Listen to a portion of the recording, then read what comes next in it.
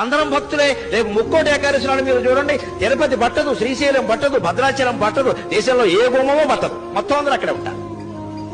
ఆ రోజు మహాపుణ్యం చేసిన పాపాలన్నీ పోతాయి. అంటే అన్ని పాపాలు చేశాడనమాట ఈయన.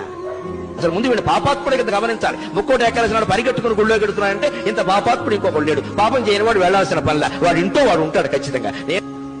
అదే రోజు అదే ముహూర్తం అంటే అలాగే జరుగుతాయి. ఏమిటా పిచ్చి, ఏమిటా వెర్రి? ముక్కోటి ఏకాదశి నాడు పెడతారా? మన్నాడు వెళ్ళండమ్మా, 3 రోజులు అయ్యాక వెళ్ళండమ్మా. విష్ణుమూర్తి ఏమైనా కోపడతాడా? ఉత్తర ద్వారంలోంచే వెళ్ళాలి, తలుపులు బద్దలైపోవాలి. బాగా మనస్సు నిండా బుర్ర మడ్డి పెట్టేసుకుని మనస్సు నిండాను ఆ రోజే చూడాలి, అలాగే వెళ్ళాలి, ఏమైనా సరే వెళ్ళాలంటే ప్రమాదాలే జరుగుతాయి. అంచేత పుణ్య క్షేత్రాలు, తీర్థాలు, పుణ్య తిథులు ఇవేవి ముఖ్యం కాదండి. శరీరాన్ని మించిన క్షేత్రం లేదు, మనస్సును మించిన తీర్థం లేదు. సత్ప్రవర్తన కలిగి ఉంటే నువ్వే ఒక పుణ్యక్షేత్రం, నీకు నువ్వే ఒక పుణ్య తీర్థం.